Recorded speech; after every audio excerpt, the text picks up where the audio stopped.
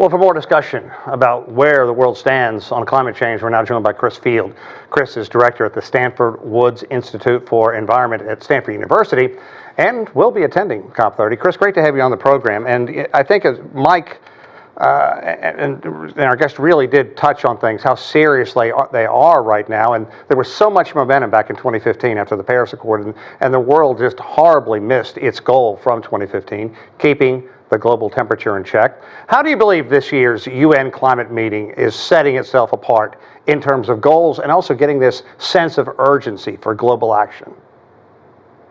Well, thank you very much, Sean. And this is a very important meeting. This is the 10th year since the Paris Agreement was finalized in 2015.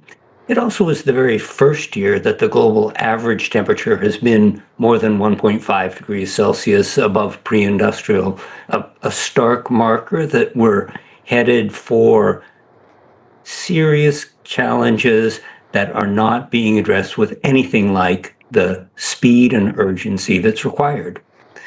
But as Ambassador Correa de Lago already said, there are a wide range of technology solutions and finance options that are coming into maturity, and the challenge and opportunity we face at COP30 is figuring out how to accelerate progress, building on the things that we already know. Okay, building on these things we know, what priorities right now are shaping the negotiations among member states? Certainly it's good news that the EU is coming in, having come to an agreement at the 11th hour for some kind of controls to keep temperatures in check moving forward. How significant was that move?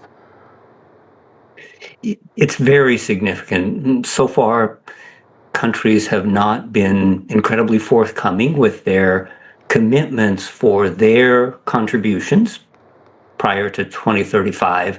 As of yesterday, only about 60 of the world's 200 countries had delivered what are called their nationally determined contributions. And it is critical that everybody line up and indicate what they're going to contribute to the solution.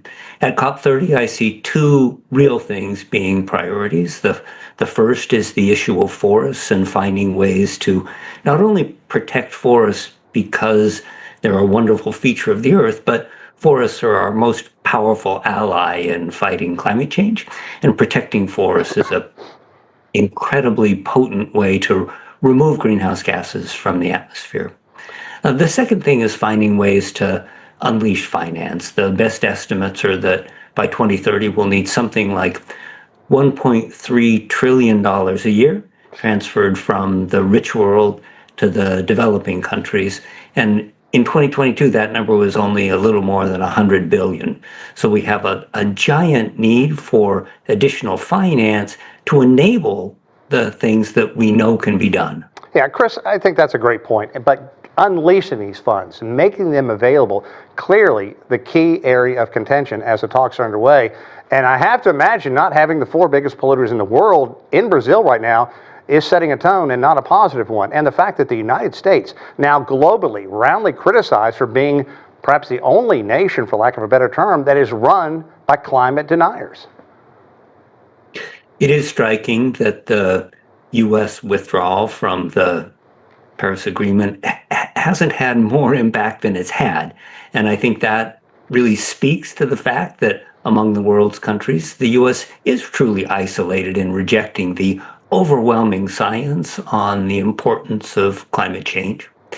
But it also is encouraging that within the U.S., many companies and local governments remain committed and have even increased their commitment to action on climate technology and finance, despite the backward steps by the federal government.